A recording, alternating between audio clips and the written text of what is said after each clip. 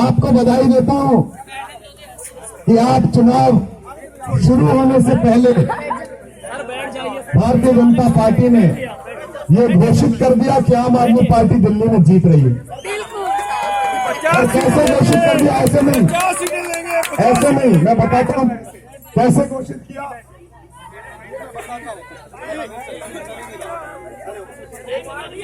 Hello,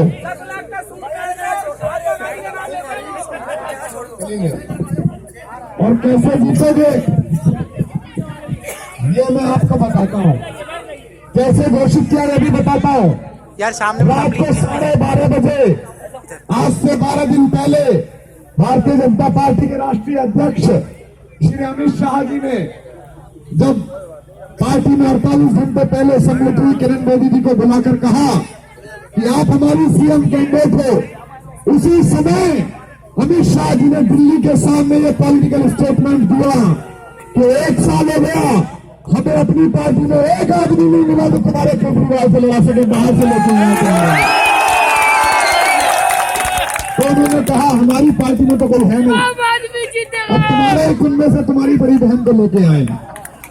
और जैसे ही ये घोषणा हुई, मैंने उस प्रेस कॉन्फ्रेंस में सतीश उपाध्याय जी का चेहरा देखा। ऐसा लग रहा था जैसे दूल्हे ने सूट सिलवाया और घोड़ी भाग गई। हर्षवर्धन जी के चेहरे का हर्ष गायब था। जगदीश दुखी दिखाई दे रहे थे। तो दिल्ली में 3 से सांसद, 13 मुख्यमंत्री, सारे कैबिनेट मिनिस्टर, खुद प्रधानमंत्री और अमित शाह जी सब लगे हुए हैं। हमने 2 साल पहले कहा था भाजपा कांग्रेस वालों राजनीति करने नहीं, राजनीति बदलने आए हैं। हमसे पूछते हैं हमने क्या राजनीति बदली? अरे हमने अपनी पार्टी चलाकर तुम्हारा सीएम कैंडिडेट बदल दिया। और क्या राजनीति बदलेंगे तुम्हारा? नई दिल्ली की सीट से अरविंद केजरीवाल लड़ रहे हैं। हमारा बड़ा मन था कि जिस तरह पिछली बार सीएम के सामने जाकर उन्होंने कहा कि मेरी सीधी लड़ाई सीएम से है। थोड़ा इधर हो जाइए, इधर हो जाइए भैया, सब लोग बैठ जाओ, बैठ जाओ, सब लोग बैठ जाइए भैया, जैसे उन्होंने कहा कि हम सीधे सीएम से जाकर मैं लड़ूंगा, क्या ही अच्छा होता। किरण बेदी कहती कि दिल्ली के अंतिम निवर्तमान मुख्यमंत्री अरविंद केजरीवाल के सामने नई दिल्ली में जाकर मैं लड़ूंगी, कितना अच्छा होता, बड़ा अच्छा होता। लेकिन वो सुरक्षित सीट ढूंढने लगी। वो मालवीय नगर से नहीं लड़ी, कृष्णा नगर से लड़ी। और अभी इधर से कम है, अभी मैं कृष्णा नगर से आ रहा हूं। 5-6 हजार लोग वहां थे और जो उत्साह मैंने लोगों में देखा, वहां के लोगों ने यह मन बना लिया है कि हर्षवर्धन जी का अपमान जो उनके घर में आकर किया गया, उसका बदला वो किरण बेदी से लेने वाले। तो किरण जी, आप नई दिल्ली से ये सोचकर गई थी कि वहां मैं जीत जाऊंगी, लेकिन ऐसा होगा नहीं। भाजपा की नई प्रत्याशी यहां आई है, हमारी छोटी बहन नुपुर शर्मा, सुनते हैं विदेश से पढ़ के आई है। हो सकता है मैं ऐसा पढ़ाया जाता हूं। उन्होंने आते ही कहा अरविंद केजरीवाल तो बंदर है। मुझसे कैमरा वालों ने पूछा कि जी वो ऐसा कह रही है। मैंने कहा उनको शुभकामनाएं, वो चुनाव के आखिरी दिन तक बाकी जितने जानवर हैं उनका नाम लेती रहे। तो पिछली बार इसी नई दिल्ली में, पिछली बार इसी नई दिल्ली में शीला दीक्षित जी ने कहा था अरविंद केजरीवाल तो गटर स्नाइप है, गटर का कीड़ा है। और जब मतगणना शुरू हुई, इन नई दिल्ली वालों ने ऐसी वोटिंग करी कि पता चला कि कीड़ा चाची की कुर्सी खा गया। तो पूरे देश को संदेश जाएगा कि दिल्ली में सरकार बनी, अरविंद केजरीवाल जी चीफ मिनिस्टर बने, लेकिन जितनी ज्यादा खुशी और जितना ज्यादा जलवा आपका होगा उतना किसी का नहीं। आप कहोगे हो सकता है अरविंद केजरीवाल ने स्वराज का कानून लागू करा हो, जन लोकपाल का कानून लागू करा हो, लेकिन भारत की राजनीति में अरविंद केजरीवाल को हम लोगों ने लागू कराया, नई दिल्ली वाले लोगों ने। तो यहाँ के लोग हैं हमने क्या कहा, हम आपसे सिर्फ ये सवाल करना चाहते हैं कि आपने 9 महीने पहले क्या भाषण दिए और आज आप क्या बोल रहे हैं। 9 महीने पहले लोकसभा चुनाव हुए, लोकसभा चुनाव में आदरणीय प्रधानमंत्री जी ने भाषण दिए, बड़े बड़े होर्डिंग लगे दिल्ली में, बिजली के बिल आधे कर दिए जाएंगे, यहां पर पूर्ण राज्य का दर्जा दिया जाएगा। 9 महीने हो गए, पूर्ण राज्य का दर्जा मिला आपको? क्या मिला? आम आदमी का ठिल्लू, बाबा जी का ठिल्लू, वो भी हरिद्वार वालों का। बड़े बड़े भाषण दिए आपने 9 महीने पहले, हम सबने सुना टीवी पे, खूब आए, कितने अच्छे भाषण थे, कितने अच्छे थे। चौकीदार बनेंगे। भाइयों बहनों, अगर एक बार भाजपा की सरकार आ जाए तो हम देश में विकास पैदा करेंगे। 4 महीने बीते, 8 महीने बीते, साक्षी महाराज बोले कि 4 बच्चे पैदा करो। मैंने कहा विकास कहाँ है? बोले इन्हीं में से कोई सा पैदा हो जाएगा। मैंने कहा ये भी बता दो, अगर पहला ही विकास पैदा हो गया तो बच्चे 3 करने कि नहीं करने भाई? साध्वी जी बोलेंगे 5 पैदा करो। और दोस्तों, दिल्ली का पहला चुनावी भाषण, कोई नहीं सुन लीजिए, दिल्ली का पहला चुनावी भाषण साध्वी निरंजन ज्योति जी ने दिया, केंद्र सरकार की मंत्री थी। उन्होंने कहा दिल्ली में जो भाजपा को वोट देते हैं वो रामजादे और जो नहीं देते वो हरामजादे। 31% वोट मिली कुल भाजपाइयों आपको, और आपने 69% दिल्ली को हरामजादा कह दिया। ये तो शोभा देने वाली बात नहीं है। और प्रधानमंत्री ने संसद में क्या कहा? उन्होंने कहा ये दलित हैं इसलिए इनको माफ कर दीजिए, इसलिए ऐसी भाषा बोल गई। इसका मतलब क्या है? दलित ऐसी भाषा बोलते हैं क्या? इस देश के दलितों की ये भाषा है? मैं तो इतने दलितों को जानता हूं, बड़ी अच्छी बातें बोलते हैं, बड़े अच्छे से बात करते हैं। और प्रधानमंत्री जी किस बात का अहंकार, जिस संविधान के ऊपर हाथ रखकर प्रधानमंत्री पद की कसम खाई है, वो भी दलितों के बड़े मसीहा और भारत के बड़े भारत रत्न बाबा साहब भीमराव अंबेडकर का दिया हुआ, आपको उस पर भी चूक है। तो ये तो अच्छी बात नहीं है। इतना अहंकार शोभा नहीं देता। ये अहंकार पिछली बार कांग्रेस को था, वो 48 पर 8 पे आ गई। इस बार भाजपाइयों को है। ऐसा ना हो जाए कि तुम 30 से 3 पर आ जाओ। राजनीति में विरोधी पक्षों से संवाद करना पड़ता है। आप कह रहे हैं रामलीला मैदान में कि जो लोग देश में आंदोलन करें वो जंगल चले जाएं, ये तो बड़ी खराब बात है।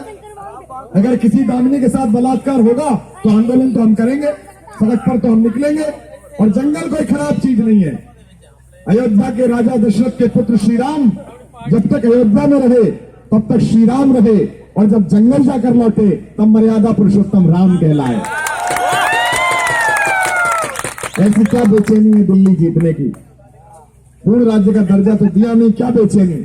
आज भाषण दिया उन्होंने कहा जो इसमें जो कुछ अच्छा हो रहा है वो मेरे नसीब से हो रहा है, मेरा नसीब अच्छा है। तो हमें बताइए कि कश्मीर और आसाम में जो बाढ़ आई, हिंदुस्तान के लाखों बेटे बेटियां मारे गए, वो आपके नसीब से मारे गए या हमारे नसीब से मारे गए? हमें बताइए कि सीमाओं पर जो शव आ रहे हैं वो आपके नसीब से आ रहे हैं कि हमारे नसीब से आ रहे हैं? हमें बताइए कि जो दूध महंगा हुआ है, ये चीनी महंगी हुई है, ये आपके नसीब से हुई है कि हमारे नसीब से हुई है? देश नसीब से नहीं चलेगा, देश भाग्यवाद से नहीं चलेगा, देश कर्मों से चलेगा, काम से चलेगा। और नई दिल्ली के लोगों, सबसे बड़ा अपमान आपका किया इस देश की सरकार ने, इस कॉन्स्टिट्यूएंसी का किया। मैं गांव से आता हूं, 19-20 परिवार हमारे थे गांव में, आपस में कई घरों में बोलचाल बंद थी, खेत के झगड़े थे, कभी किसी बात का झगड़ा था, लेकिन किसी लड़के लड़की की शादी होती थी तो मेरे परदादा कहते थे भैया उसके यहाँ बुलावा दिया हो, आवे ना आवे वो जाने। ये सभ्यता थी। 26 जनवरी देश का पर्व है, पूरे हिंदुस्तान का गणतंत्र दिवस है। एक परंपरा थी कि दिल्ली के मुख्यमंत्री को बुलाया जाता था। आपने किरण बेदी जी को बुलाया, बहुत अच्छा है, हमारी बड़ी बहन है, लेकिन आपने दिल्ली के पूर्व मुख्यमंत्री को नहीं बुलाया, क्योंकि दिल्ली का पूर्व मुख्यमंत्री कौन? राजनीति कौन? और 10 तारीख के बाद दिल्ली का मुख्यमंत्री कौन होने जा रहा है। आपने अरविंद केजरीवाल को ना बुलाकर दिल्ली विधानसभा सीट के एक एक मतदाता का अपमान किया, क्योंकि आपको लगा कि ऐसा ना हो जाए कि किसी कमीज पैंट पहनकर मफलर वाला आ जाए और मेरे 9 लाख रुपए का सूट खराब हो जाए। अच्छा नहीं लगा था। आप डर गए, आपको लगा ऐसा ना हो जाए कि वो वहां पहुंचे तो सारे कैमरे उसकी तरफ मुड़ जाएं।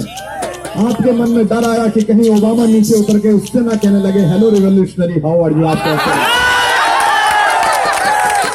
तो ये तो नहीं चलेगा साहब। अभी तो 4 साल बचे हैं 26 जनवरी की परेड की सलामी लेने के लिए। अगली साल तो दिल्ली सरकार से ही बात करनी पड़ेगी कि परेड होनी है, हमें करानी है, हम आपको बुलाएंगे। और फिर अगली बार जब सरकार बनेगी, इस बार जब सरकार का शपथ ग्रहण हो जाएगा और 26 जनवरी का फंक्शन होगा और दिल्ली सरकार की उसमें सहभागिता होगी, अरविंद केजरीवाल मुख्यमंत्री होंगे, हम आपके निमंत्रणों की प्रतीक्षा नहीं करेंगे। दिल्ली की जनता जिस राजपथ जनपद पर जाकर बैठेगी उसकी सफाई का जिम्मा भी हमारी सरकार लेगी, आपकी सफाई का जिम्मा भी हमारी सरकार लेगी। अहंकार शोभा नहीं देता, इसलिए नई दिल्ली के साथियों, अरविंद भाई को पूरी सभाएं करनी है। हम लोग दिन में 4-4, 5-5 सभाएं कर रहे हैं, गला देख रहे हैं, आप उनकी भी स्थिति देख रहे हैं। मुझे बड़ा आश्चर्य हुआ जब उन्होंने कहा नई दिल्ली में कौन सभा करनी है। मैंने कहा तुमको जाना ही नहीं चाहिए, हम जैसों को जाना चाहिए। नई दिल्ली की कॉन्स्टिट्यूएंसी में तो एक एक घर में इस बात का दीपक जलता है कि पूरी दुनिया में करप्शन के खिलाफ खड़ी हुई सबसे बड़ी आवाज नई दिल्ली के बेटे की है, इसी कॉन्स्टिट्यूएंसी के बेटे की है। आपने पिछली बार जो चमत्कार किया था, मैं इसी मैदान में सभा करके गया था, उसमें दूसरे मैदान में सभा करके गया था, काफी जनता उसमें थी और मैं वहां भी लोगों से कहकर गया था कि पूरी दिल्ली का रिजल्ट एक तरफ, आपका रिजल्ट एक तरफ, आप जो काम करेंगे वो अलग है। नूपुर शर्मा जी हमारी छोटी बहन लड़ रही है और वो कह रही है कि बंदर है, अरविंद केजरीवाल तो बंदर है। कोई बात नहीं, कहने दीजिए, कहने दीजिए, ऐसा चलता है, इस तरह की भाषाएं चलती हैं। हम बात करना चाहते हैं कि आपने दिल्ली को पूर्ण राज्य का दर्जा क्यों नहीं दिया, आपने बिजली के बिल आधे क्यों नहीं किए। इसलिए दोस्तों 7 तारीख तक एक एक व्यक्ति को जो नई दिल्ली कॉन्स्टिट्यूएंसी का है उसको ये तैयारी करनी है कि लड़ाई अहंकार के बीच है। एक सत्ता है जिसको इस बात का अहंकार है कि हमने पूरा भारत जीत लिया है, और एक ईमानदारी है जो ये पूछना चाहती है कि भारत तो जीत लिया लेकिन भ्रष्टाचार मुक्त करके इस देश का दिल कब जीतोगे, लोगों के मन कब जीतोगे। एक ये पार्टी है जो लोगों का मन जीत रही है। किरण बेदी से शांत रहिए, किरण बेदी जी से हमारी कोई दुश्मनी नहीं, हमारी बड़ी बहन है, हम कोई खराब बात उनके बारे में नहीं कहेंगे। 3 सवाल उनसे पूछ रहा हूं, आप अपनी तालियों से बताना कि गलत कौन है। पहला सवाल, आज से 10 महीने पहले उन्होंने ट्वीट किया, उन्होंने कहा कि जो पार्टियां अपने चंदे का हिसाब न देती हो उन पार्टियों को वोट देना देश से गद्दारी है। भारतीय जनता पार्टी अपने 3000 करोड़ के चंदे में से 2500 करोड़ का हिसाब नहीं देती। बताइए किरण जी, ऐसी पार्टी के साथ खड़ी होकर आप खुद के साथ गद्दारी कर रही है नहीं कर रही है? अपनी तालियों के साथ बताइए। आपकी बातों पर मैं जानना चाहता हूं, जो हाथ बांधकर खड़े लोग अगर तर्क करते हो तो आ जाए, भाजपा के मित्रों तो मंच पे आ जाए। हम अंडे नहीं फेंकते, हम संवाद में बात करते हैं, हम आपसे संवाद करना चाहते हैं। 5 सवाल पूछ रहे। इस कॉलोनी में कोई ऐसा आदमी है जिसने पेपर दिए हो, सब पेपर देकर पास हुए? आपने कोई ऐसा एग्जाम देखा है जिसमें मास्टर जी आपके दरवाजे पर पेपर फेंक कर चले गए कि सॉल्व कर दियो जा? रोज 5 सवाल देके कागज फेंक के चले जाते हैं कि इनका उत्तर दे दियो। अरे किसे दे दूं? धरती को, आसमान को, सरकारी आवासीय परिसर को, लाइट को, किसको दूं? पता कहां जवाब देना। और यहाँ भाजपा के लोग खड़े हो तो अपने नेताओं से कहना, अगर किरण जी आती हो तो अरविंद केजरीवाल जाएंगे हमारे सीएम प्रत्याशी। और जिन मंत्रियों ने आरोप लगाया है, जगह तुम्हारी, इलाका तुम्हारा, समय तुम्हारा, भाजपा कार्यालय के बाहर 2 कुर्सी बिछा लो, 20 छोड़ो, 100 सवालों का जवाब देने में आ रहा हूं। बुलाओ किसी बनाना चाहता हूं।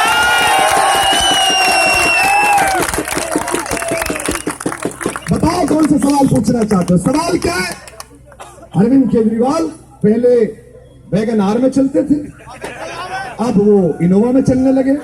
अच्छा, मतलब वो ऑटो में चलेंगे तो पानी आ जाएगा और सड़क पे लेट गए तो बिजली के बिल आधे हो जाएंगे।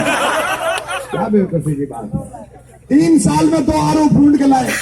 मैं पूछता हूं भैया बेईमान है ना जी, अपने भाई भतीजों को टिकट बांट दिए ना जी, टेंडर करके घोटाला कर लिया ना जी, लाल बत्ती ले ली ना भैया, सुरक्षा लेके चला ना भैया। प्रॉब्लम क्या है? भाजपा के दोस्तों को 2 प्रॉब्लम है। पहली प्रॉब्लम तो ये है कि मफलर पहनता है भाई, आज पहन रखा नहीं पहन रखा, आम आदमी मफलर पहनता है। ज्यादा पैसा होता तो अपना नाम लिखा हुआ कोट पहनता, चाय वाला होता तो कोट पहनता 10 लाख का, तो मफलर पहनता है, तुझसे छीना। भाजपाई दूसरी बात क्या कहते, मेरे पड़ोस में एक भाजपाई रहता, वो कहता, मैंने कहा भाई तेरी तकलीफ क्या है? बोले जी खांसता बहुत है। मैंने कहा तुझे उसके बेडरूम में सोना भाई, तेरी क्या समस्या क्या है? राजनीति में मुद्दों पर बात करो, ये बात करो कि दिल्ली के साथ आपने न्याय क्यों नहीं किया। लेकिन एक बात तय समझ लो, ये चिंगारी अगर जली है दिल्ली में तो पूरा हिंदुस्तान आपकी तरफ देख रहा है। ये अश्वमेध का घोड़ा जो तथाकथित छुटा है, दिल्ली में आकर इसकी राय बदल गई है, दिल्ली में आकर इसकी हवा बदल गई है।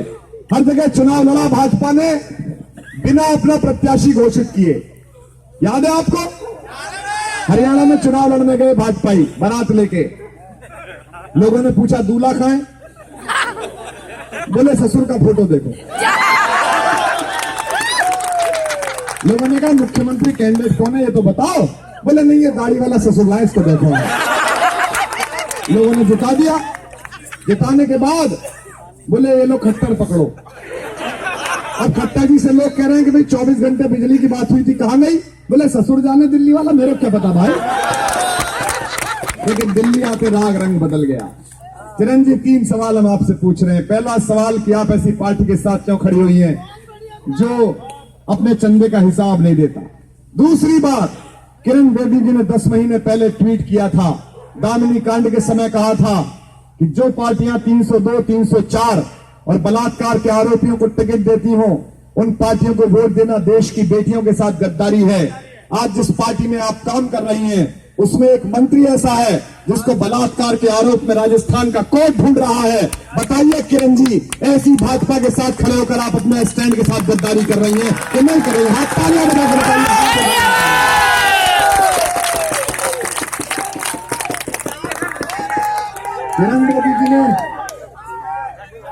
किरण बेदी जी ने कहा था, अन्ना आंदोलन के समय कहा था कि जो पार्टी, जो सरकार सीबीआई को आजाद न करती हो वो पार्टी, वो सरकार भ्रष्टाचार की जननी है। ये पढ़े लिखे लोग फ्लैट से निकल के आए, हिंदुस्तान की पॉलिटिकल हलचल पर नजर रखने वाले लोग हैं। याद करिए वो अन्ना आंदोलन के दृश्य, जब किरण जी खड़ी रहती थी आगे, हमारी बड़ी बहन हम पीछे, गला खराब हो जाता था तो गर्म पानी देते थे, उनकी चप्पलें लाकर उठा के देते थे। सुख होता था कि हम छोटे भाइयों के साथ इस बड़े सवालों को उठाने वाली एक चट्टान सी बहन खड़ी हुई है। उन्होंने कहा था सीबीआई आजाद होनी चाहिए, याद है कि नहीं याद है? वो रोज बोलती थी 13 दिन तक रोज, सीबीआई, इंडिपेंडेंट सीबीआई, हमको सीबीआई इंडिपेंडेंट चाहिए। कल तक जो सीबीआई नरेंद्र मोदी जी और अमित शाह कहते थे कि इस सरकार ने हमारे पीछे छोड़ रखी है, आज अखिलेश यादव और ममता जी कहती हैं कि हमारे पीछे नरेंद्र मोदी ने सीबीआई छोड़ रखी है। बताइए किरण जी, आज अपने पैरों के नीचे रखकर अपने विरोधियों को डराने के लिए इस भ्रष्टाचारी सीबीआई का जो उपयोग ये सरकार कर रही है, उसी पार्टी के साथ खड़े होना आपकी अपने स्टैंड के साथ गद्दारी है कि नहीं है? आपकी तालियां मुझे बताना चाहना चाहिए। हमारा कोई विरोध नहीं है, एक पंक्ति का अंतर है। मेरी कोई मैत्री नहीं है। अरविंद केजरीवाल से मैं 2006 में मिला, नरेंद्र मोदी से मैं 2002 में मिला। वो ज्यादा पुराने दोस्त हैं, स्वीकार भी कर चुके हैं कि कुमार मेरा मित्र है, लेकिन हमारी बात उसूलों की है। अरविंद केजरीवाल और किरण बेदी में एक पंक्ति का अंतर है। ठीक लगे तो नई दिल्ली के लोगों जिन्होंने अरविंद केजरीवाल को अरविंद केजरीवाल बनाया, अमित शाह जी को पता चलना चाहिए कि लोग सच जान गए। एक पंक्ति का अंतर है, एक अरविंद केजरीवाल है जिसने रामलीला मैदान के जन लोकपाल के लिए सीएम की कुर्सी को लात मार दी, और एक किरण बेदी है जिन्होंने सीएम की कुर्सी के लालच में आंदोलन को लात मार दी, आंदोलन को देख दिया। इसलिए हम कहते हैं कि वो अवसरवादी हैं। इसलिए हम कहते हैं कि वत्सरवाद की पराकाष्ठा है। परसों हमने भाजपाइयों पर टिप्पणी कर दी तो सुबह अखबार पढ़ के चल दी थाने। कुमार विश्वास ने मेरे खिलाफ अभद्र टिप्पणी की, हमने वीडियो जारी कर दिया तो बोले नहीं मुझ पे नहीं की, भाजपाइयों पे की। और भाजपा के प्रवक्ता बोले भाजपाइयों के बारे में भी क्यों बोला? अच्छा, चुनाव तुमसे लड़े, टिप्पणी टीएमसी पे करें? अरे जब चुनाव तुमसे लड़ रहे हैं तो बात तुम्हारी करेंगे भैया। ये एमसीडी में है भाजपाई, ऐसा ही शासन चाहिए क्या जैसे एमसीडी में आए ये? यहाँ जो लड़के लड़कियां खड़े, जो लोग आए, बताओ एक वेबसाइट बनने में कितना पैसा लगता है? एक 17 लिंक की वेबसाइट कितने पैसे की बन सकती है? सोच के बताओ। 5,000 लाख रुपए, और बताओ 1 लाख और 2 लाख। आम आदमी पार्टी के कार्यकर्ताओं ना, तुम स्टैंडर्ड ही नहीं बढ़ा पा रहे हो चोरी का। 1 लाख 2 लाख क्या होता है? एमसीडी देखिए, आरटीआई से खुलासा हुआ ये भाजपाई एमसीडी चलाते हैं, इन पर लानत भेजना। ये एक वेबसाइट बनवा रहे हैं, एमसीडी की 17 पेज बने हैं और टोटल पेमेंट इन्होंने कितना करा? 12.5 करोड़ रुपए का, 12.5 करोड़ रुपए। ये दिल्ली चलाएंगे, ये दिल्ली चलाएंगे। इसलिए दोस्तों, अगर इस देश में एक ऐसा स्वस्थ कंपटीशन करना है, अगर दिल्ली में आम आदमी पार्टी की सरकार है और केंद्र में नरेंद्र मोदी जी की सरकार है, तो तुम सारी पार्टियों ने बेईमानियों के बहुत कंपटीशन करे हैं। आओ चलो एक बार ईमानदारी का कंपटीशन करके देखते हैं। आओ एक बार गुड गवर्नेंस का कंपटीशन करके देखते हैं। देखते हैं कि तुम देश में भ्रष्टाचार मिटा पाते हो या हम अपनी दिल्ली को पहला भ्रष्टाचार मुक्त प्रदेश बना पाते हैं। आओ ये करके देखते हैं। इसलिए मित्रों, नई दिल्ली में कम आना होगा। नई दिल्ली में मंच पर बैठे हुए अरविंद केजरीवाल नहीं, इस जगह पर खड़ा हुआ हर व्यक्ति अरविंद केजरीवाल है। नई दिल्ली का हर नागरिक अरविंद केजरीवाल है, क्योंकि पहला रिजल्ट पिछली बार भी आपका आया था, इस बार भी आपका आना चाहिए। नई दिल्ली के जितने लोग खड़े हैं, मैं आपसे तोहफा मांग रहा हूं। 10 फरवरी को काउंटिंग होगी, 7 फरवरी को वोटिंग होगी, 10 फरवरी को मेरा जन्मदिन है। मुझे कम से कम 30,000 से जिताने का तोहफा दे देना। 30,000 से कम से कम। पिछली बार भी दिल्ली का सबसे बड़ा रिकॉर्ड यहीं से बना था और इस बार भी दिल्ली का सबसे बड़ा रिकॉर्ड यहीं से बनना चाहिए। अपनी वोटों से हम तारीख को आबाद रखेंगे। वो लड़ाई होगी जो काले अंग्रेज याद रखेंगे। आप सब दोनों हाथ उठाकर मेरे साथ नारा लगाएंगे और अगली रैली के लिए हम लोग निकलेंगे। एक बार आवाज जानी चाहिए अमित शाह जी के ऑफिस तक कि आप चाहे ओबामा को ज्वाइन करा लो, इस बार तो बीजेपी हारेगी। किसी को ज्वाइन करा लो, हारेगी इस बार। 5 साल 5 साल 5 साल 5 साल। बहुत बहुत धन्यवाद, बहुत बहुत धन्यवाद सर।